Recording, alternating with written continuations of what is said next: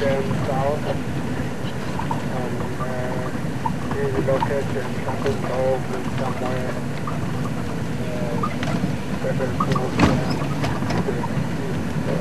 the Donut line, and also some couple of demo boys playing out there.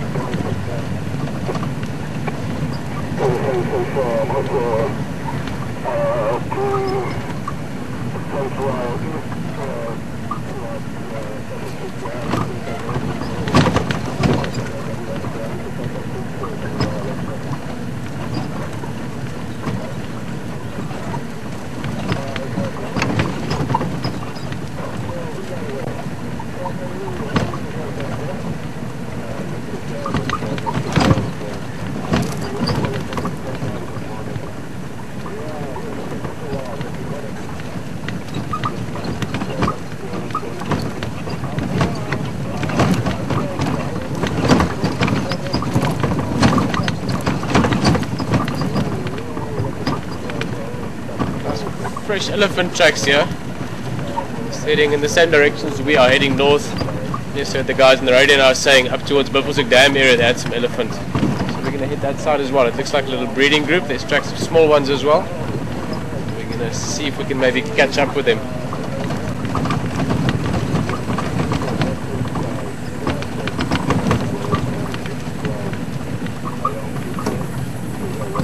Steenbok running across.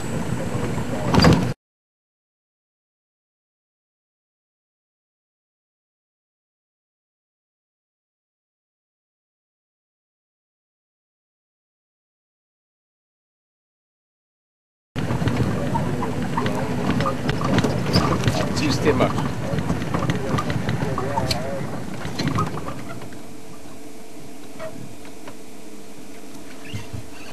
Love these little antelope. They're so just pretty. I think is probably one of the best words to use. And they're gorgeous little antelope. So the female we're looking at. Typically with your Steenbok, the female is slightly larger than the male. Referred to as reverse sexual size dimorphism, something you find with a lot of monogamous species, things like eagles as well, for instance. Just such dainty, beautiful antelopes. And there's the male. See from the little horns.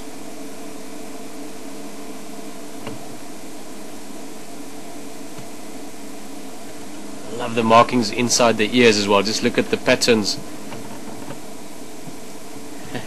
It's like you can't look at my ears. I'll turn them away from you.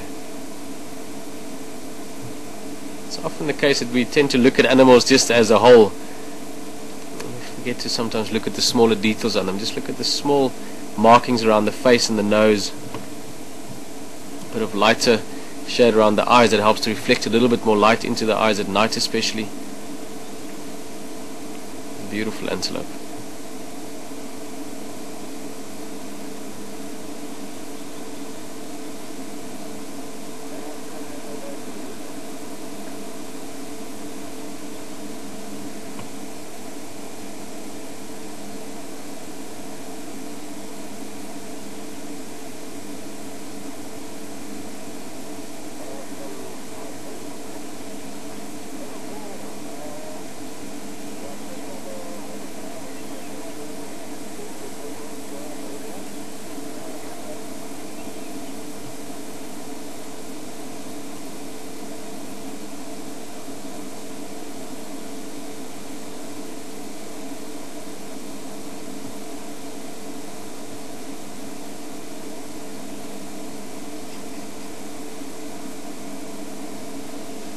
Awesome to just see them feeding and doing their thing, a little bit of interaction. You can see the awareness of the two. They would be a pair most of the time, but it's not always that they're actually together. It's just nice to see this sort of typical behavior. They're quite often quite shy. Steenbok, a little bit like duiker, tend to disappear quite quickly when you stop and look at them.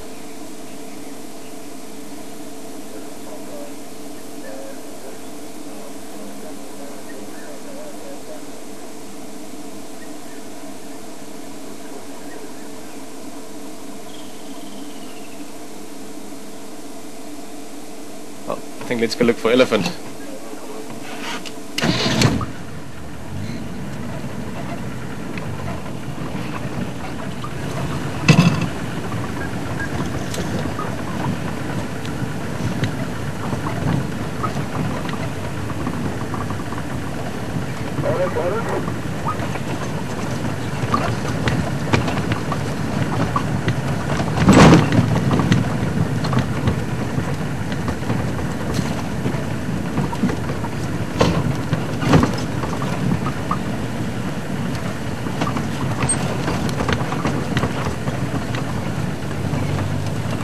Grafting stations.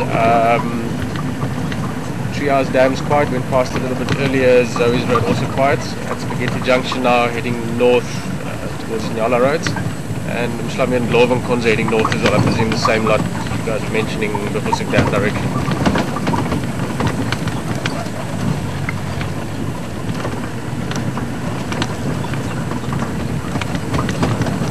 Oh, some big bull with him as well. So one of the tracks there again, and is just looking at the circumference of the track. He must be at least 35-40 years old. Here's some of the fresh dung to show you the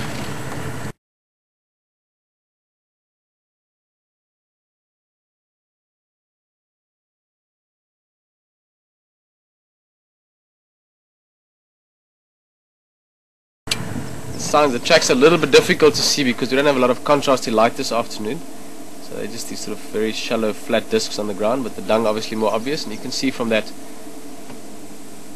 it's still quite fresh.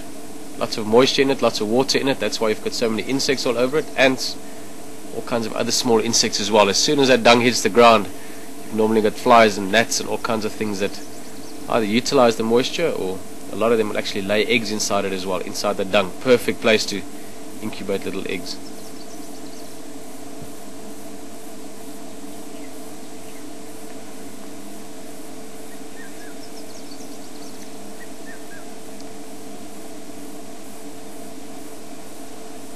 A whole lot of life going on in elephant dung after it leaves the elephant as such. It's obviously also for plant matter, it's fantastic. Lots of little seeds in there from what the elephant's eating, and a lot of those seeds have a perfect opportunity because once they germinate, they're sort of growing in a ball of compost already. And then you also get certain plant seeds, things like marula seeds for instance, that have a much better chance of growing successfully once they've been through the digestive tract of an elephant first of all, and then secondly obviously again the nutritional benefits of having all that dung when they start growing.